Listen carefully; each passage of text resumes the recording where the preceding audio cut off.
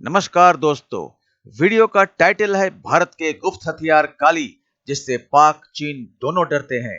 जी हां, भारत के पास एक ऐसा मारक हथियार है जिससे पाकिस्तान और उसका बाप चीन दोनों डरते हैं। ये वीडियो है खान सर का। आइए इस खतरनाक हथियार के बारे में जानते हैं खान सर से ही। मिलते हैं वीडियो के अंत में अपनी बात लेकर। अगर आपको वीडियो पसंद आए तो लाइक सब्सक्राइब करके कमेंट में लिख दे जय हिंद।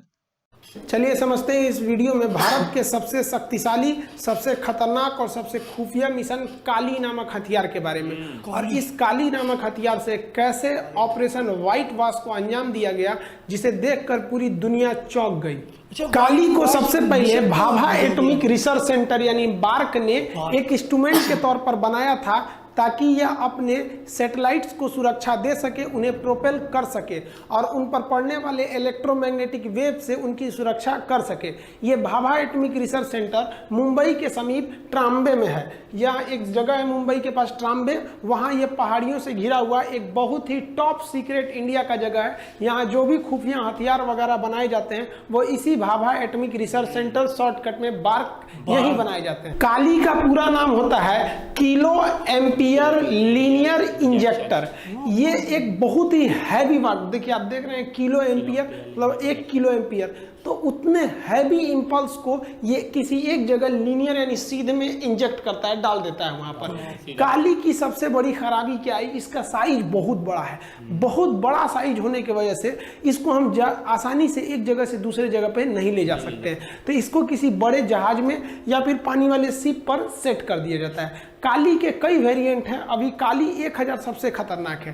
काली का विचार 1985 में भाभा एटॉमिक रिसर्च सेंटर से आया था।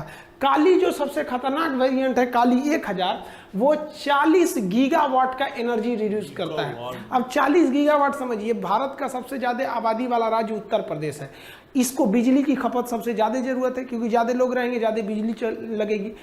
तो उत्तर प्रदेश को भी 40 गीगावाट बिजली की जरूरत नहीं है, पूरे उत्तर प्रदेश को। सोचिए, ये एक राज्य को चला सकता है, इतना भयानक इसमें बिजली होता है। 40 गीगावाट को इतना भयानक ये बिजली देता है। तो आप कहिएगा जो सर तब क्या जरूरत है बिजली घर लगाने का, कालिए को लगाइए ना, बिजली की जरूरत है पूरी हो जाएगी, कोई दिक्कत नहीं होगा बिजली का।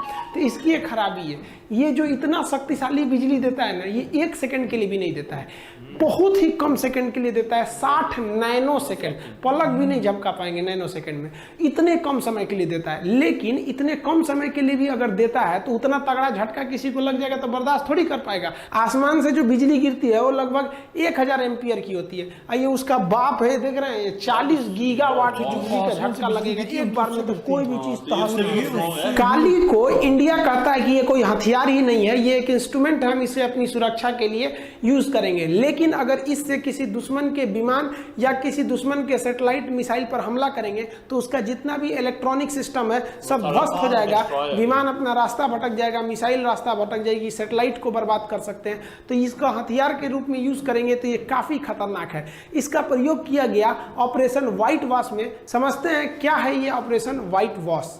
सियाचिन ग्लेशियर स्ट्रेटेजिक रूप से काफी महत्वपूर्ण जगह है।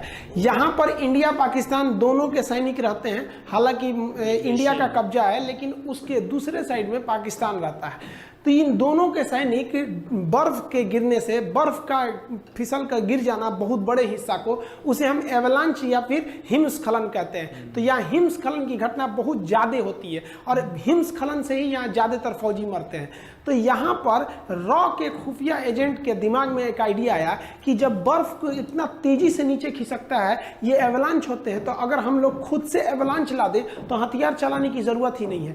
तो रॉ और DRDO ने मिलकर काली को यहाँ पर अटैक करने का प्लान बनाया। लेकिन काली में सबसे बड़ी खराबी क्या है, काली का साइज इतना भयानक है कि उसको इतना ऊपर चढ़ाना मुश्किल हो जाएगा। दूसरा, काली जब भी जलती है तो इतना ज्यादा हीट प्रोड्यूस करती है कि जहां रख के आप काली को इंजेक्ट करिएगा, जैसे मान लीजिए यहाँ से हमको इस पर इंजेक्ट करना है ताकि ये वाला बर्फ इतना टूटकर नीचे गिर जाए, तो यहाँ इतना हीट प्रोड्यूस कर देगा ये काली कि ये वाला हिस्सा भी गल जाएगा। तो उसको भी ले जाएंगे तो आप भी लेके चले जाएंगे। दूसरा, इसको चलाने के लिए इलेक्ट्रिसिटी भी बहुत ज्यादा चाहिए। अब इतना ऊंचाई पे बिजली कहां से ले जाएगा, इलेक्ट्रिसिटी की भी दिक्कत है। तब रॉ के एजेंट्स ने प्लान बनाया कि सियाचिन पर जो हमला होगा वो काली से ही होगा, लेकिन काली हथियार को हम हवाई जहाज में भरेंगे। हवाई जहाज को चुना गया IL-76। इस IL IL-76 को हम लोग ने कटक में लाए। कटक में ले आकर इसमें लोड किया गया काली नामक हथियार को। अब इस काली को यहाँ हथियार को तो लोड कर दिया गया, जानबूझ के कटक में लोड किया गया कि किसी का ध्यान ना जाए कि हमको ऑपरेशन उधर करना है, ताकि ध्यान उधर से इधर भटकाया जा सके। और काली को यहाँ पे लोड करने के बाद इसे सहारनपुर एयरबेस पर हम लोगों ने पहुंचा दिया और इसकी सुरक्षा में सैनिकों को तैनात कर दिया। किसी को ये नहीं पता था कि इसके अंदर है क्या, इस विमान के अंदर। लेकिन सबसे बड़ी जो समस्या आनी थी कि इस विमान के अंदर स्थित काली को बिजली कहां से दिया जाए। उतना हैवी बिजली नहीं दे पाए सकते थे, एक जहाज का इंजन उतना बिजली नहीं बना पाता है। बिजली की समस्या दूर करने के लिए रॉ के एजेंट्स ने दिमाग लगाया कि अगर हम विमान का इंजन खोल लेते हैं तो विमान का इंजन बहुत ही बड़ी मात्रा में बिजली पैदा करता है और इस बिजली को हम कैपेसिटर और ट्रांसफार्मर की मदद से हाई वोल्टेज को बना सकते हैं। तो एक विमान का इंजन को खोलकर IL-76 के अंदर सेट किया गया और उससे बिजली बनाकर काली को स्टार्ट किया गया। IL-76 के अंदर काली नामक हथियार था, उसे अकेले नहीं छोड़ सकते थे, इसलिए सुरक्षा का बहुत ज्यादा ध्यान रखा गया। कई लेयर की सुरक्षा बनाया गया और सबसे पहले आगे भेजा गया एवॉक्स विमान को। एवॉक्स का मतलब होता है airborne warning and control system. इस विमान के ऊपर रडार लगे होते हैं और ये रडार पूरे दुश्मन को देखते रहते हैं कि कोई दूसरा जहाज तो नहीं है इस एरिया में, और अगर इस एरिया में है तो इसके अंदर बैठे जितने रडार कंट्रोलर है वो अगल बगल बता देते हैं कि 200 किलोमीटर दूर जहाज है, इधर जहाज है। तो इसको पूरी तरह से सबसे पहले भेजा गया आगे एवॉक्स को। एवॉक्स विमान आगे आगे चल रहा था। एवॉक्स के पीछे लगाया गया सुखोई को। ये सुखोई को हम लोग पूना से बुला के लाए थे। सोचिए, दक्षिण भारत से जहाज उड़ के आया था सेफ्टी देने के लिए, ताकि किसी की नजर न पड़े।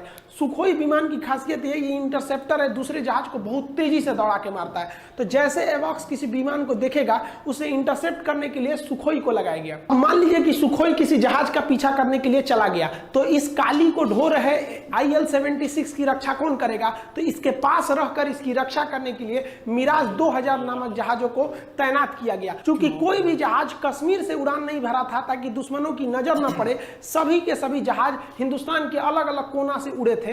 अतः एक समस्या यह भी थी कि उड़ान भरने के बाद आधे रास्ते में इनका फ्यूल में कमी आएगी, फ्यूल खत्म होने लगेगा। क्योंकि जब भी आप दुश्मन के एरिया के करीब रहते हैं तो कोशिश करना चाहिए आपके पास मैक्सिमम फ्यूल हो, ताकि आप किसी भी विषम परिस्थिति में भाग के आ सके। फ्यूल को दिक्कत को दूर करने के लिए मिड एयर रिफ्यूलिंग के लिए एक व्यवस्था किया गया। IL-76 विमान का एक एयर रिफ्यूलर विमान है। इस विमान से हवा में ही कश्मीर में घुसने से पहले ही सारे जहाजों में फ्यूल को पूरी तरह से भरकर जहाजों को रेडी कर लिया गया। इस प्रकार सबसे आगे चल रहा था एवॉक्स। एवॉक्स के पीछे था आपका IL-70। देखिए, दोनों विमान IL-70 है, ये एवॉक्स में कन्वर्ट कर दिया गया था इसको लोड ढोने के लिए। अब इनकी सुरक्षा के लिए लगे थे आपके सुखोई जहाज लगे थे, मिराज जहाज लगे थे और रिफ्यूलिंग की भी व्यवस्था की गई थी। ऊपर से इसरो के सैटेलाइट भी उन पर नजर जमाए हुए हैं। इसरो के सैटेलाइट वहां पर सियाचिन के पास मिनटों की खबर ले रहे थे कि वहां पाकिस्तानी सैनिक क्या कर रहे हैं, क्या नहीं कर रहे हैं, हिमस्खलन, बर्फ की मोटाई कितनी जमी है, क्योंकि रात भर में बर्फ और ज्यादा जम जाता है। इन जहाजों के कैप्टन में किसी को नहीं पता था कि हमें हमला कहां करना है, केवल पता था कि IL-76 के पायलट को और उसके अंदर ऑपरेट कर रहे काली को।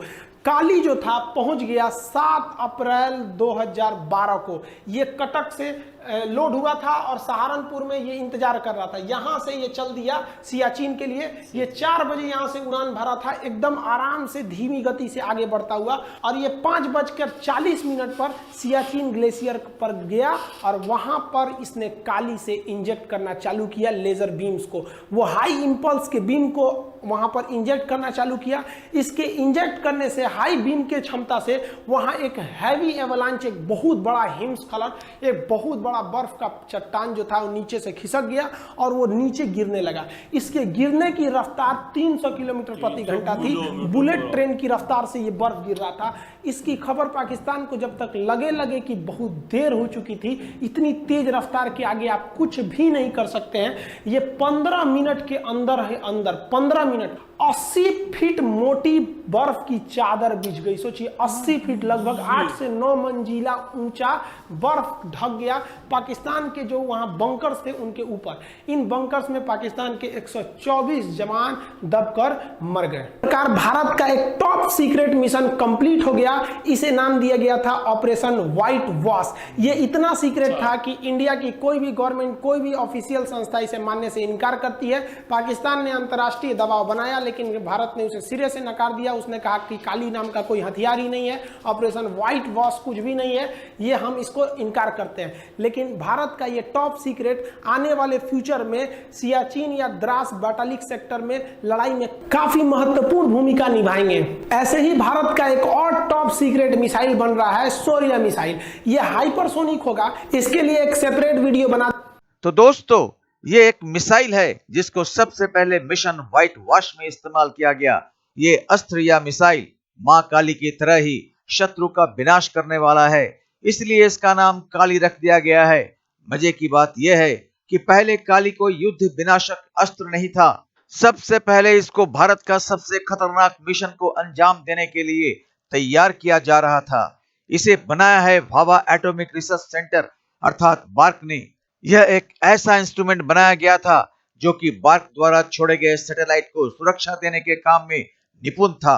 काली का पूरा नाम है किलो एम्पायर लीनियर इंजेक्शन। काली के साथ मुसीबत यह है कि यह एक बहुत ही बड़ा स्ट्रक्चर है जिसे इधर उधर ले जाना आसान नहीं होता। काली के बहुत सारे वेरिएंट उपलब्ध हैं। इसमें काली 1000 सबसे खतरनाक है जो 40 गीगावाट एनर्जी जनरेट करता है, जो कि उत्तर प्रदेश जैसे बड़े राज्य को रात दिन बिजली अकेले दे सकता है। क्योंकि इसका आकार विशालकाय है तो इसे साधारणतया वारशिप पर ही तैनात किया जाता है। पाकिस्तान को इसकी भनक लग चुकी है और वो बदहवास भागा भागा चीन के सामने इसके तोड़ के लिए हाथ फैला रहा है। चीन को भी काली के बारे में उतना पता नहीं है। पाकिस्तान की तरह चीन भी शंकाओं से घिरा बैठा है। हमने दोनों देशों की हालत एक काली से संपूर्ण बिगाड़ डाला है। तो आज बस इतना ही, मिलते हैं अगली वीडियो में। तब तक जय हिंद, जय भारत।